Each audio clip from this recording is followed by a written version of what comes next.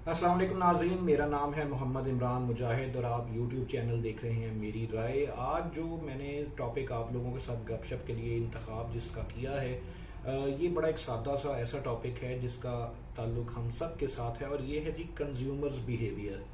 या आप कह लें कस्टमर्स बिहेवियर। आज मैं आप लोगों के साथ ऐसे चंद कह लें मुशाहिदात आपके साथ शेयर करना चाहूँगा। हम जनरली अक्सर औकात ऐसा होता है कि जब भी हम महफिल में बैठे होते हैं या अक्सर औकात हम किसी से गपशप कर रहे होते हैं तो हम कहते हैं जी कि कंज्यूमर राइट्स की बात की जाए, कस्टमर राइट्स की बात की जाए। तो मैं क्योंकि एक रिटेलर हूं और हमारा रिस्ट वॉचेस का बिजनेस है, घड़ियों का काम है, तो उसमें अपनी जो काउंटर ड्यूटी है उसके ऊपर मेरे साथ जिस किस्म के मामला पेश आते हैं और रोज़मर्रा रूटीन में आते हैं उसमें चंद एक आपके साथ शेयर करूंगा और फिर आप तक एक सवाल छोड़ूंगा कि क्या बीइंग अ कंज्यूमर या बीइंग अ कस्टमर मेरा बिहेवियर इस काबिल है कि मेरे साथ बहुत ज़्यादा रियायत बरती जाए। क्या सारे के सारे फ़राइज़ जो हैं वो एक दुकानदार के या सेलर के या शॉपकीपर के ही हैं या कुछ मेरी मॉरल ड्यूटीज़ भी हैं जिसका इदराक मुझे होना चाहिए। तो मैं ज़्यादा टाइम वेस्ट किए बगैर स्टार्ट ही करूँगा। सबसे पहले तो मैं आपसे एक चीज़ शेयर करूँगा और वो ये है कि कस्टमर का बिहेवियर अक्सर औकात ऐसे होता है कि कस्टमर हमें कंपैरिजन करता है यूके, यूएसए, कनाडा उसके साथ, और सबसे पहले तो आते साथ हमारे ऊपर एक चढ़ाई हो जाती है किसी भी चीज़ को रिप्लेसमेंट के लिए या किसी कंप्लेंट की हैंडलिंग के लिए। और अक्सर औकात ऐसा होता है कि वो उसका स्टार्ट से मेरा ख्याल है एटीट्यूड ही इस किस्म का एक नारवा किस्म का सलूक हमारे साथ स्टार्ट हो जाता है बगैर किसी वजह के, जबकि हम सर्विसेज देने से इनकारी होते ही नहीं, वारंटी क्लेम्स करने से इनकारी होते ही नहीं, लेकिन कस्टमर की बॉडी लैंग्वेज इस किस्म की होती है कि आते साथ वो शायद हम अगर थोड़ा सा उसके साथ रिलक्टेंट हों कोई सर्विस प्रोवाइड करने के अंदर तो शायद वो हमारे साथ लड़ाई के ऊपर उतर आए। तो उस सारे कुछ के अंदर एक चीज़ और हमें जनरली फेस करनी पड़ती है कि आप जब पाकिस्तान के अंदर रहते हैं तो हमें बेशुमार चीज़ों को पाकिस्तान के मुताबिक चलाना पड़ता है। आप यूके, यूएसए, अमेरिका या कनाडा या किसी भी और फर्स्ट वर्ल्ड कंट्री के साथ हमारे मुल्क की प्रोडक्ट्स और सर्विसेज का कंपैरिजन इसलिए नहीं कर सकते क्योंकि यहाँ का सारा एनवायरनमेंट फ़र्क है, यहाँ की यूजेज फ़र्क है, लोगों की कस्टमर बिहेवियर फ़र्क है, तालीम फ़र्क है, जायके फ़र्क हैं, रिक्वायरमेंट्स फ़र्क हैं, each and everything. Same to same car, अगर मैं कोई गाड़ी यूज़ कर रहा हूँ तो उसी गाड़ी का 100% सेम कार का कनाडा के अंदर बिहेवियर फ़र्क है और पाकिस्तान के अंदर बिहेवियर फ़र्क है, और पाकिस्तान के अंदर फिर फैसलाबाद में बिहेवियर फ़र्क है, कराची में फ़र्क है, और चोलिस्तान के सहरा के अंदर सेम कार का बिहेवियर फ़र्क है। तो इस वजह से आप जो है वो ये नहीं कह सकते हर मामले के अंदर कि कस्टमर इज़ द किंग या कंज्यूमर इज़ द किंग। ये एक बड़ा मशहूर मुहावरा है, वैसे तो मेरी इतनी औकात हैसियत नहीं है कि मैं किसी एक बड़े मशहूर मुहावरे को ऑल्टर कर सकूं, लेकिन जनरली मेरा ज़ाती ख्याल है कि उस किंग जिसको हम कंज्यूमर इज़ द किंग कहते हैं या कस्टमर इज़ द किंग कहते हैं, उस किंग को भी कहीं ना कहीं सोचना चाहिए कि अगर मैं एक मोबाइल फ़ोन ऑपरेट कर रहा हूँ और वो स्प्लैश रेजिस्टेंट है तो क्या उसको मेरे फ़राइज़ में शामिल है कि मैं उसको स्विमिंग पूल के अंदर ज़रूर डालूं या मैं उसको नहाने के वक्त शावर के नीचे या बाल्टी के अंदर साथ लेकर जाऊं क्योंकि वो स्प्लैश रेजिस्टेंट है, और नतीजतन उस कंपनी के ऊपर क्लेम डाल दूं कि ये मोबाइल स्प्लैश रेजिस्टेंट था और आप इसका क्लेम मुझे दें। स्प्लैश रेजिस्टेंट का मतलब है खुदा ना खास्ता की सूरत के अंदर कोई अगर आपके फ़ोन के ऊपर छींटा पानी का गिर जाता है तो वो उसको बर्दाश्त करेगा, बट इट डजंट मीन कि आप उसको स्विमिंग पूल के अंदर साथ ले जाएं। सेकेंडली, एक मैं आपके साथ एक वाकया शेयर करना चाहता हूं जो बड़ा ज़रूरी है कस्टमर के बिहेवियर को समझने के लिए। ये सारे मैं अपने आप के साथ ज़ाती बीते हुए वाकयात में से चंद एक आपके साथ शेयर करूंगा ताकि आपको थोड़ा सा आइडिया हो जाए कि हमारे कस्टमर की मेंटेलिटी क्या है, कंज्यूमर की मेंटेलिटी क्या है, और उसके बाद फिर वो जब अपने आप को किंग कहता है तो क्या वो किंग कहलाने का अहल है या क्या सारी जिम्मेदारी हम दुकानदार के ऊपर या रिटेलर के ऊपर या किसी शॉपकीपर के ऊपर या किसी फैक्ट्री ओनर के ऊपर डाल सकते हैं। लाजमी नहीं है, मेरा नहीं ख्याल। अब मैं आपको बताऊं, मैंने इंटीरियर सिंध के अंदर एक wrist watch online sell out की, घड़ी चली गई, घड़ी पहुंच गई और वहां पार्सल उन्होंने खोल लिया, पेमेंट उसकी कर दी, और पेमेंट करने के बाद हमें एक फ़ोन रिसीव हुआ कि जी हमें घड़ी पसंद नहीं आई, हमने वापस करनी है। तो हमने उनसे, जाहिर बात है रिटर्न की पॉलिसी हमारी ऑनलाइन के अंदर होती नहीं है, हमने उनको कहा कि भाई आप इसको क्या वजह क्या हुई है, उन्होंने कहा जी हमें पसंद नहीं आई, हमने वापस करनी है। हमने कहा अच्छा चलें ठीक है, आपके लिए हम स्पेशल फेवर दे देते हैं, आप इसको टीसीएस करवा दें, जिस तरह ये घड़ी हमें पहुंचेगी हम आपको पेमेंट आपके अकाउंट के अंदर रिफंड कर देंगे। उसके बाद वो खातून जो थी वो गालिबन, मुझे मालूम नहीं, लेकिन किसी शायद गालिबन उनका सियासी पार्टी से ताल्लुक था, और उन्होंने हमें बहुत ज़्यादा धमकियां दी। और उस धमकियां देने के बाद जो मेरा वहाँ पे एम्प्लॉय था जो ऑनलाइन सेल्स को करता है, उसने कहा कि सर ये मेरे शायद हैंडल करने वाला मामला नहीं है, आप खुद ज़रा बात करें। मैंने नहायत तहम्मुल मिजाजी के साथ उन खातून को समझाया कि भाई आपको हमने एक प्रोडक्ट भिजवाई है, आप हमें ये कुरियर कर दे वापस, हम आपको इसका रिफंड दे देंगे। और उन्होंने मुझे स्ट्रेट अवे कहा कि आप लोगों को मैं देख लूँगी, ये घड़ी आप लोगों ने डिलीवर की है, आपका बंदा आकर ये घड़ी वापस लेकर जाएगा। उनकी बॉडी लैंग्वेज, उनके फ़ोन के ऊपर जिस किस्म का अंदाज था बोलने का, उससे मुझे ये अंदाज़ा हुआ और वाकई ऐसा महसूस हुआ कि ये किसी ऐसे सियासी बैकग्राउंड से इनका ताल्लुक है कि अगर इनका इससे ज़्यादा मूड ख़राब हो गया तो कोई पता नहीं कि मेरे ऑफिस या मेरे आउटलेट के ऊपर 2 4 5 गुंडे बदमाश आकर यहाँ फायरिंग कर दें और मेरा इससे बहुत ज़्यादा का नुकसान कर दें। लिहाजा मैंने फिलफौर अपने किसी एक दोस्त अहबाब को रब्ता किया जिनके कोई ताल्लुक इंटीरियर सिंध के अंदर था। फिर उन्होंने वहाँ से किसी और को रिक्वेस्ट की कि यार उस जगह जाके एड्रेस के ऊपर आप जाके, बेशक ओपन पार्सल है, बंद है, जैसा भी है, जो भी है, वहाँ से आप पार्सल पैक करके हमें भिजवाएं और तमाम अखराजात उसके मैं बियर करूँगा। तो ये एक बड़ा मेरी ज़िंदगी का यादगार वाक़या है और इस किस्म के अक्सर वाक़यात हम लोगों की ज़िंदगी में होते रहते हैं। इसके अलावा एक इशू ना डेली बेस के ऊपर हमारे साथ होता है और डेली 4 से 5 दफ़ा होता है। और वो इशू क्या है कि कस्टमर आता है हमारे पास और आके ठक से कहता है कि जी आपकी घड़ी, मैंने घड़ी में बैटरी सेल लगवाया था आपसे और ये 1.5 महीना चला है या 2 महीना चला है। अच्छा, यहाँ पे अब हमारी एक आदत है, हमारी रूटीन है प्रैक्टिस कि हम जब बैटरी सेल आपकी घड़ी के अंदर रिप्लेस करते हैं तो हम उस सेल के ऊपर उस डेट लिखते हैं, रिप्लेसमेंट डेट, कि जी अगर ये आज तब्दील हुआ तो आज की डेट उसके ऊपर मेंशन की जाती है ताकि इसकी लाइफ का अंदाज़ा लगाया जा सके कि ये कितनी देर सेल लगा है। जनरली 1 साल के करीब सेल चल जाता होता है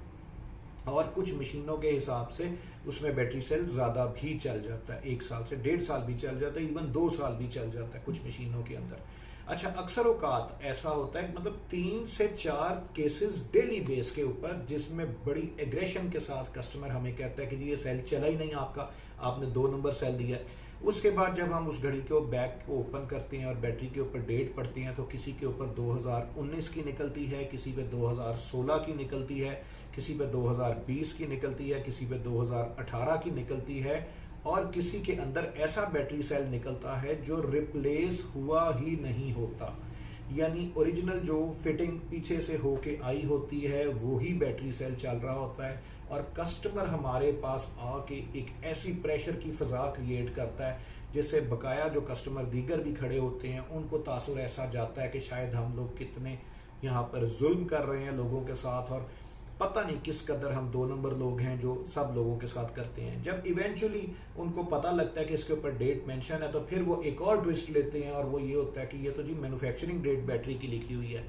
फिर उनको हम गाइड करते हैं कि ये हम खुद अपने हाथ से इसके ऊपर डेट लिखते हैं ताकि फिर उसके बाद उनका बिहेवियर एकदम एक ट्विस्ट मारता है और कहता है अच्छा फिर वो कोई और घड़ी होगी, शायद ऐसे होगा, शायद वैसे होगा। ये हमारी डेली की प्रैक्टिस है, 4 से 5 कस्टमर्स डेली हमारे साथ ये करते हैं। अगर हर एक को हम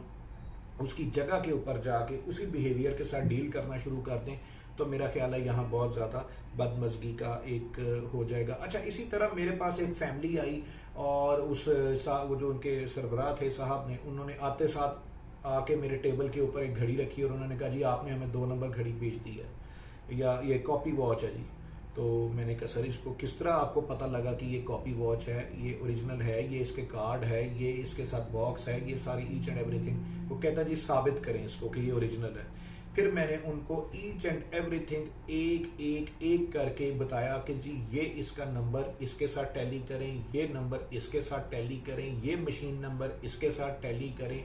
फिर उसके बाद ये आपका कार्ड है, उसको QR कोड स्कैनर के साथ स्कैन करके मैंने उस ब्रांड की इंटरनेशनल वेबसाइट के ऊपर उसकी वेरिफिकेशन तक उनको करवा दी। और वो शख्स इस चीज़ के ऊपर बज़िद था कि ये कार्ड भी आपने खुद बनाया है, और मुझे क्या पता कि ये वेबसाइट जिस पे आप वेरिफिकेशन करवा रहे हैं ये जेन्युइन वेरिफिकेशन है, ये कार्ड तो आप खुद बना सकते हैं, ये घड़ी कॉपी है और ये घड़ी वापस करें। उनके साथ इस हद तक बहस हो गई, इस हद तक कन्विंसिंग बहस हो गई कि मुझे समझ ना आए कि इनको किस तरीके से समझाया जाए कि ये साबित करने के लिए मैं और आपको क्या एविडेंस दूं। नंबर्स टैली हो गए, मशीन के नंबर्स टैली हो गए, कार्ड सारे पूरे हो गए, बॉक्स की जेन्युइनिटी कंफर्म हो गई, उस ब्रांड की ओरिजिनल होने की और उस घड़ी के ओरिजिनल होने की और सोर्स फ्रॉम द कंपनी होने की वेरिफिकेशन स्विट्जरलैंड से हो गई जिस कंपनी ने मैन्युफैक्चर की है। उसके बावजूद वो साहब इस चीज़ के ऊपर मुसिर थे कि आपने ये मुझे घड़ी ओरिजिनल नहीं दी और ये कॉपी वॉच है। मैंने जब उनसे पूछा कि आपको ये कैसे पता लगाया कि ये कॉपी वॉच है, तो उन्होंने कहा जी मैंने गूगल सर्च किया है और गूगल के ऊपर किसी वेबसाइट के ऊपर लिखा है कि इसकी ओरिजिनल होने के अंदर जो है ये फलानी चीज़ लिखी होती है और कॉपी के अंदर फलानी लिखी होती है। मैंने उनको समझाया और आप लोगों को भी समझा रहा हूं कि गूगल कोई अथॉरिटी नहीं है, गूगल कोई ऑथेंटिसिटी का डॉक्यूमेंट नहीं है, गूगल एक डायरेक्टरी है। अगर गूगल के ऊपर ये जो तस्वीर आप मेरी देख रहे हैं या वीडियो देख रहे हैं, इस वीडियो के साथ मैं नवाज शरीफ, इमरान खान,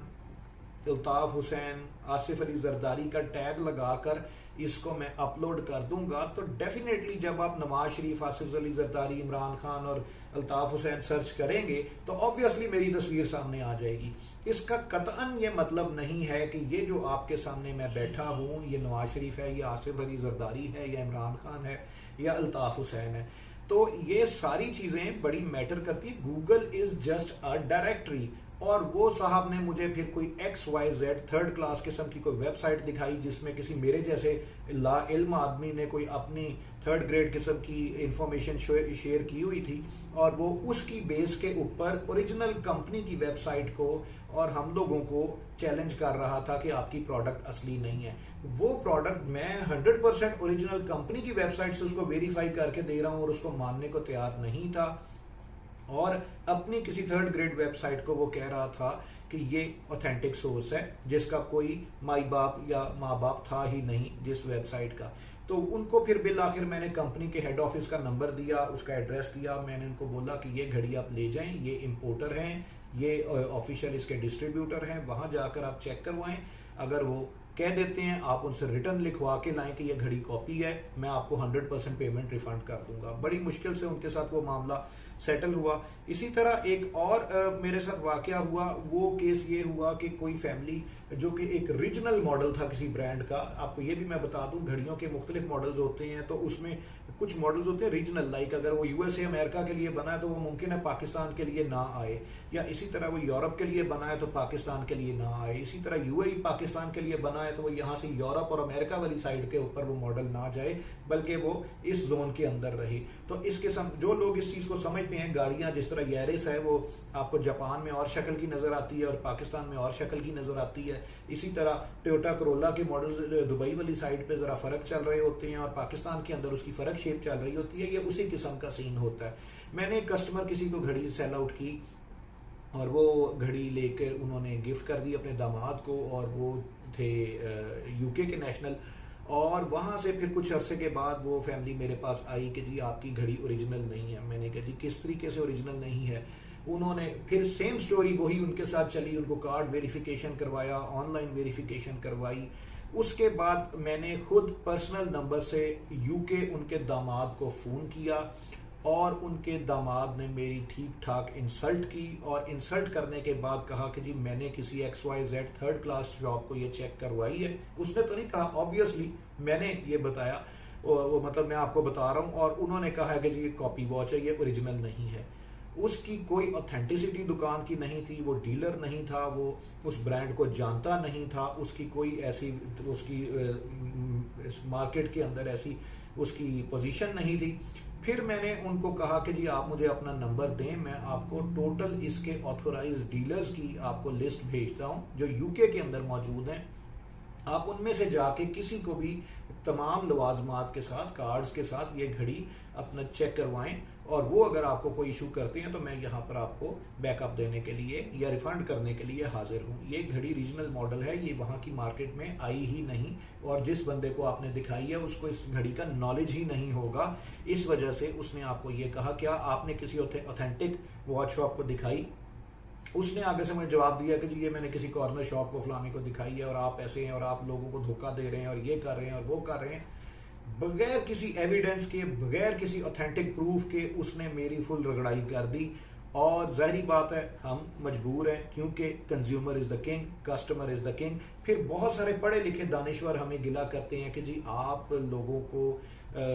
लोगों से बात करने की तमीज़ नहीं है, आप लोगों को ऑनर नहीं देते, आप कस्टमर को इतनी अहमियत नहीं देते। इसी वजह से बाहर के ब्रांड्स जो हैं वो तरक्की कर जाते हैं, और पाकिस्तान के अंदर ब्रांड्स तरक्की नहीं करते। तो बुनियादी बात यह है, बाहर जाके हम लोगों का ही एटीट्यूड फ़र्क हो जाता है। हम में से बहुत सारे लोग जो दुबई जाते हैं, यूरोप जाते हैं, जाते साथ लाइन में लग जाते हैं, टैक्सी लेते वक्त लाइन में लग जाते हैं, थैंक यू का हैबिट बना लेते हैं, जगह जगह लोगों को सलाम करते हैं, थैंक यू करते हैं। हम अपने आप को प्राउड फील करते हैं कि हम इस वक्त फलानी फ़ज़ा में फिर रहे हैं, यूके या यूएस, या हम दुबई की फ़ज़ा में फिर रहे हैं, तो हम बड़े सुपीरियर यहाँ के इंसान बन गए हैं। जब वही बंदा पाकिस्तान के अंदर आता है तो उसका सारा एटीट्यूड तब्दील हो जाता है। तो ये एक बड़ा हमारे अलमिया है। इसके अलावा एक और बहुत बड़ा मसला है, ये बहुत बड़ा मेजर मसला है, जिसकी वजह से मैं बहुत ज़्यादा डिप्रेस भी हो जाता हूँ। अक्टूबर से लेके फरवरी मार्च तक शादियों का सीज़न चलता है, और बेशुमार घड़ियाँ अल्हम्दुलिल्लाह हमसे सेल आउट होती हैं, हमसे लोग लेके जाते हैं, वो गिफ्ट करते हैं। और फिर फरवरी से लेकर मई जून तक एक ऐसा सिलसिला आता है कि कोई घड़ी 3 दफ़ा लगी हुई हाथ पे, कोई 2 दफ़ा लगी हुई, कोई 2 दिन लगी हुई, कोई 4 दिन लगी हुई। वो कस्टमर हमारे पास रिप्लेसमेंट के लिए आता है या वापसी के लिए आ जाता है कि जी ये हमें पसंद नहीं आई, तब्दील करते हैं। अब क्वेश्चन ये है कि जिस वक्त घड़ी आपने हमसे ख़रीदी उसके ऊपर मुकम्मल पेपर्स लगे हुए थे, केस के ऊपर पेपर्स लगे हुए थे, बैटरी फ्रेश थी, उसके लेबल साफ थे, बॉक्स फ्रेश था, each and everything was intact. जब वो घड़ी वापस आती है, 4 दफ़ा लगी हुई है, 6 रगड़ें लगी हुई हैं, पेपर्स कोई नहीं है, कार्ड गुम गए, डब्बा स्टेज पे कहीं दाएं बाएं हो गया, आपको क्या फ़र्क पड़ता है? आप तब्दील कर लें। और अब क्वेश्चन ये है कि वो घड़ी में तब्दील करके जब मैंने आपको रीसेल करनी है तो आपने कहना मुझे फ्रेश पीस दें, इसके ऊपर स्क्रैचेस लगे हुए हैं, ये 4 दफ़ा पहनी हुई है, 2 दफ़ा पहनी हुई है।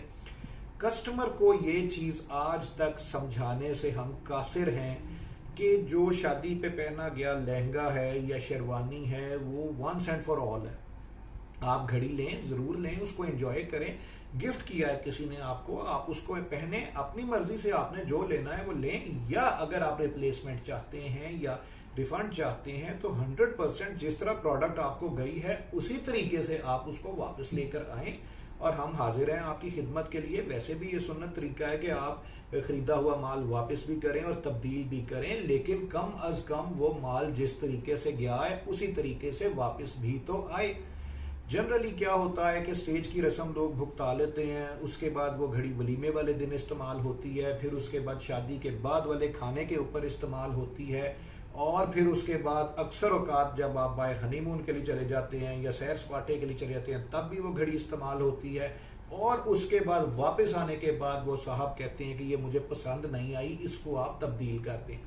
या चलें इतना ज़्यादा नहीं तो वो 4 दफ़ा इस्तेमाल हो जाती है और उस घड़ी की फ्रेशनेस या वो सेल होने के काबिल नहीं होती। जब हम उसको कहते हैं कि भाईजान ये यूज घड़ी की कैटेगरी में आ गई है, तो फिर वो कस्टमर हमारा सर फाड़ने के लिए तैयार होता है और हमारे साथ वो नहायत ही एक बदतमीजी और बद तहजीबी का सलूक करता है और कहता है कि जी आपको तमीज़ नहीं है, आपको फलान नहीं है, आपको ऐसे नहीं है, आपको वैसे नहीं है। और ये कॉन्टिन्यूस फरवरी से लेकर जून तक, मई जून तक हमारे साथ ये डेली बेस पे केसेस होते हैं। कोई घड़ी 4 घंटे चली हुई, कोई घड़ी 4 दिन चली हुई, कोई घड़ी 1 महीना चली हुई, और हर शख्स ये चीज़ फोर्स करने के ऊपर तुला हुआ होता है हमारे ऊपर कि ये घड़ी 1 मिनट इस्तेमाल नहीं हुई,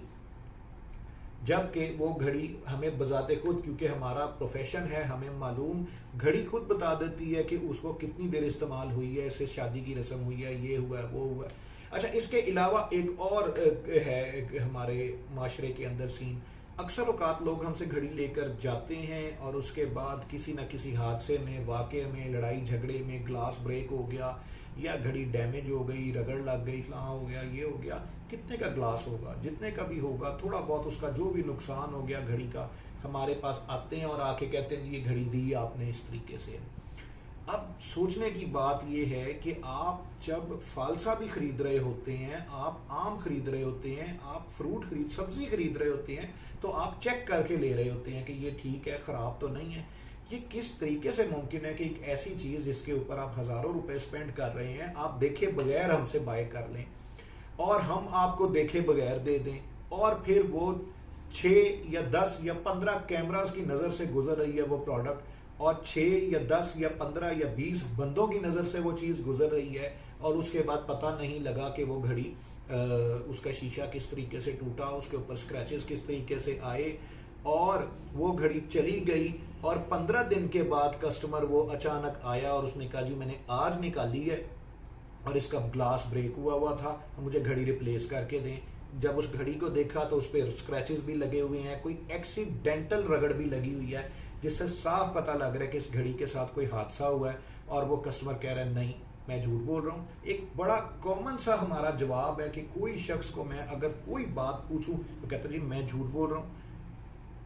तो ये एक ऐसा एटीट्यूड है जो बड़ा हमें फेस करना पड़ता है, और हम वैसे अपने आप को बड़े सिविलाइज्ड लोग कहने को कहते हैं कि जी हम बड़े सिविलाइज्ड हैं इस सारे कुछ के अंदर।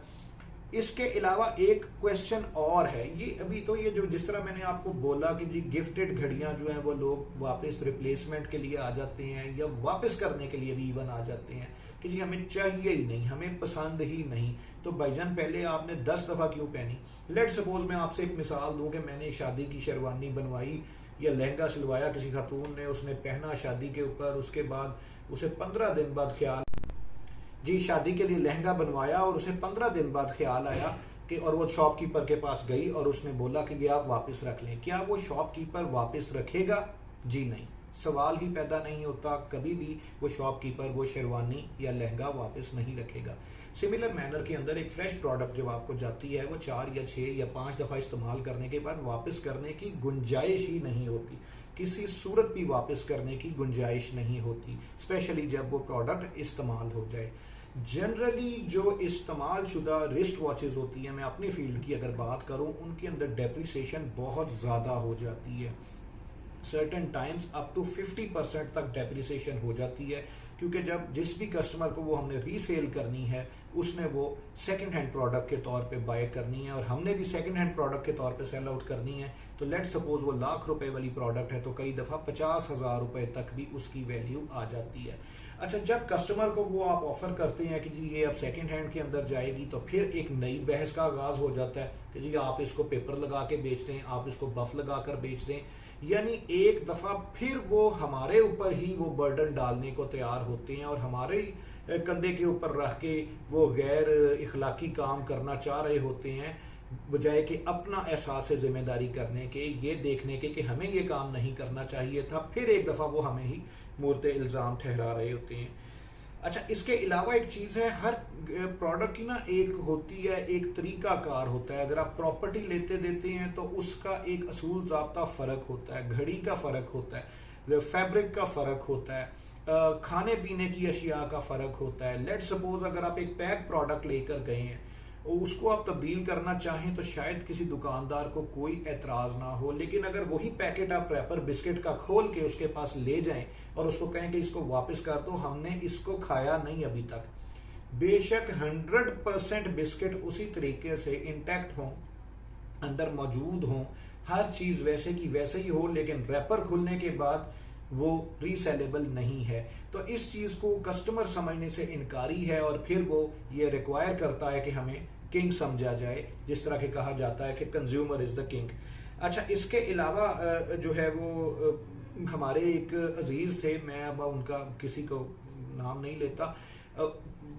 कई दफ़ा इस तरीके का केस हो जाता है कि वो उनकी एक आदत थी कि वो कहीं से कोई अगर फैब्रिक खरीदा, कोई सूट खरीदा, रेडीमेड खरीदा, शादी के ऊपर पहन लिया, पहनने के बाद धो लिया, धोने के बाद वो वापस दुकानदार के पास चले गए कि जी ये वापस कर लें, पसंद नहीं आया, या चेंज कर दें, मुझे कलर दूसरा दे दें। अब मुझे यहाँ पर, और उसके बाद बहस मुबासा शुरू हो गई शॉपकीपर के साथ कि आपको तमीज़ नहीं है, आपको पता नहीं है कस्टमर क्या होता है, आपके बाद मैं ऐसे कर दूंगा, वैसे कर दूंगा। और एक अजीब एक तूफान बदतमीजी खड़ा हो जाता है जनरली कि भाई ये आप मेरा सूट वापस कर लें, फिर क्या हुआ, आपका बिक जाना है, आपने सेल कर ही लेना है। जनरली ये हैबिट अच्छी नहीं है। यानी आप खुद सोचें कि एक सूट इस्तेमाल करने के बाद सिला हुआ रेडीमेड लिया और उसके बाद उसे धो के उसी तरीके से उसको कहा कि जी ये वापस कर लें या तब्दील कर लें, तो ये मुझे पसंद नहीं आया। फिर एक और बड़ा, एक कुछ अरसे से बड़ी एक फजूल और अहमकाना सी हमारी अप्रोच हो गई है, जिसमें हमारे साथ अक्सर औकात ये होता है कि अगर आप किसी जगह कस्टमर को किसी भी उसकी नाजायज बात मानने से इनकार कर दें तो 2 मिनट या लम्हे के अंदर वो कहता है जी मैं आपको कंज्यूमर कोर्ट में देख लूंगा। और आप यकीन करें कि ऐसा पिछले दिनों मेरे साथ हुआ। मैंने किसी ब्रांड की घड़ी सेल आउट कर दी, वो घड़ी कहीं 6 महीने के बाद जाके वो रुक गई, और 6 महीने के बाद जाके मुझे एक नोटिस आया अदालत से कि जी आपने जाली घड़ी बेची है और आप लोगों को कर रहे हैं, तंग करते हैं, और मैं आपकी शॉप पर आया, आपने मुझे बहुत बेइज्जती की। हालांकि वो जो है वो सारा कुछ, मैं वहाँ पे जिस वक्त वो घड़ी सेल आउट हुई तब भी मैं वहाँ पे केस के अंदर इन था, और उसके बाद एक दफ़ा वो घड़ी किसी और काम के लिए मेरे पास आई तो तब भी मैं वहाँ मौके पे मौजूद था, और स्टाफ ने जब उसको हैंडल किया, सारे सीन को मैं देख रहा था, किसी किस्म का कोई इशू नहीं हुआ। लेकिन कुछ महीनों के बाद मुझे एक मेरी ज़ात के नाम के साथ नोटिस आता है कि जी आप अदालत में पेश हों, हम आपके पास आए, आपने हमें जाली घड़ी दी और आपने हमें बड़ी बेइज्जती की और हमें धमकियां दी कि जी मैं आपको ऐसे कर लूँगा, मैं वैसे कर लूँगा, मैं देख लूँगा। खैर इस किस्म के केस, वो नोटिस भी अभी तक मेरे पास पड़ा हुआ है। तो इस किस्म के केसेस भी हो जाते हैं। इसके बाद एक और बड़ी बुरी सी हरकत हम आजकल अपने माशरे के अंदर देख रहे हैं कि लेट सपोज आप मेरे पास आए हैं, या अब मैं किसी जगह गया हूं कोई चीज बाय करने के लिए, और उसमें कोई मसला मसाइल आ गया, फट से मैं अपनी जेब से मोबाइल निकालता हूं और वीडियो बनाना शुरू कर देता हूं।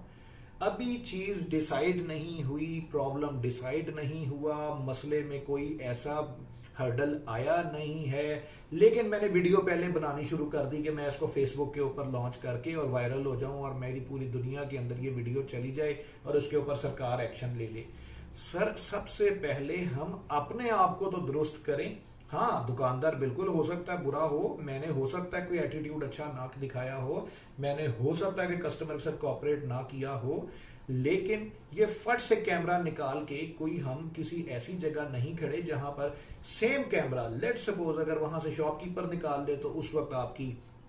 हद तक इज्जत हो जाए फौरन, और आपका उस वक्त फैमिली जो है वो आपकी उसके हकूक और वो सारे कस्टमर के हकूक सल्ब हो जाएं। तो ये सारा कुछ में हमें खुद भी मेच्योरिटी का सबूत देना चाहिए। जनरली हम लोग, ये भी एक बड़ा हमारे अंदर नेगेटिव एटीट्यूड आ गया है कि कुछ हो या ना हो हम कैमरा सबसे पहले इसलिए निकाल लेते हैं, और यकीन करें उसका मकसद रिलीफ लेना नहीं होता, उसका मकसद सिर्फ और सिर्फ ये होता है कि मैं किसी तरीके से इसके ऊपर टांग रख लूं और ये हिल ना सके। और हमारा रूटीन का, क्योंकि हम रिटेल से ताल्लुक रखते हैं, हमारे पास एक मिल ओनर से लेके उसी मिल का गार्ड तक आते हैं, हमें डेली बेस के ऊपर रंग बिरंगे एक्सपीरियंसेस, रंग बिरंगे लोगों से हमारी गपशप होती रहती है, और हम इस चीज़ को मजबूर होते हैं हैंडल करने के ऊपर। इसके अलावा एक और फैक्टर भी बीच में फेस करना पड़ता है, और वो फैक्टर ये है कि अक्सर औकात कुछ अरसा पहले मेरे पास एक ग्रीन नंबर प्लेट वाली गाड़ी आई और उसके अंदर कोई साहब आए, मैं कोई उनकी पोस्ट वगैरह नहीं बताना चाहूँगा, मैंने उनको पर्सनली डील किया, वो अपनी फैमिली के साथ थे और उनके साथ एक पुलिस वाली गाड़ी थी मुकम्मल, और मैंने उनको मुकम्मल डील किया। किसी एक जगह के ऊपर उन्होंने ऐसी किसी नाजायज ख्वाहिश का इजहार किया जो मेरे लिए इतनी ज़्यादा फिजिबल नहीं थी या काबिल अमल नहीं थी, या मुझे ऐसे लग रहा था कि यार ये मेरे लिए लॉस का बायस होगी। तो मैंने उनको कहा कि सर ये नहीं, पॉसिबिलिटी नहीं है, इसको आप इस तरीके से कर लें। उसने जाके कान में पुलिस वाले के कुछ कहा और फिर वो वापस अपनी जगह के ऊपर आ गया। ठीक 1 मिनट के बाद उस पुलिस वाले ने मुझे उधर बुलाया दूसरी तरफ, और उसने कहा जी मैं फलाने थाने से या फलाने इदारे से हूँ और ये साहब जिस तरह कह रहे हैं उस तरह कर लें, ये आपके लिए बेहतर होगा। जब उसने मुझे ये बात कही तो मुझे फट से समझ में आ गया कि यार मैं किसी नए मसले में ना फंस जाऊं,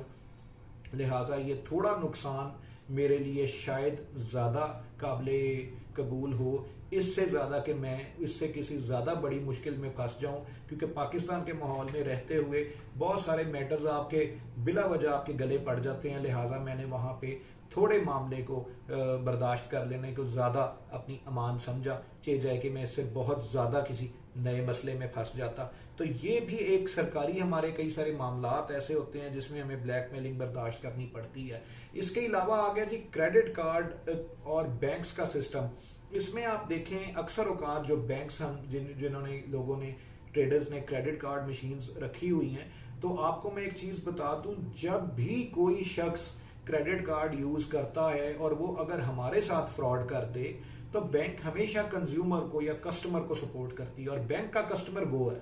हम लोग उसके कस्टमर्स नहीं हैं बल्कि हम सर्विस प्रोवाइडर्स हैं। बैंक हमें सपोर्ट नहीं करता। कस्टमर, मेरे साथ ऐसा हो चुका है कि मेरे साथ एक आध दफा फ्रॉड हो गया, जाली ट्रांजैक्शन हो गई और बैंक ने मुझे किसी किस्म की सपोर्ट नहीं दी, और वो कस्टमर जो फ्रॉड करके गया था उसने मुझसे वो प्रोडक्ट भी ले ली और फुल बटा फुल पेमेंट उसको रिफंड हो गई। इसलिए कि जब उसने कंप्लेंट की तो कंप्लेंट उसने इतने अरसे के बाद की कि उस टेन्योर के अंदर मेरे पास अपनी सफाई देने के लिए कुछ भी मौजूद नहीं था, क्योंकि काफी दिन गुजर चुके थे उस वाक़े को, और मुझे मालूम भी नहीं था कि ये मेरे साथ हाथ हो चुका है। और उसने थोड़े अरसे के बाद बैंक में एप्लीकेशन दी कि जी ये जो ट्रांजैक्शन हुई है ये मैंने नहीं की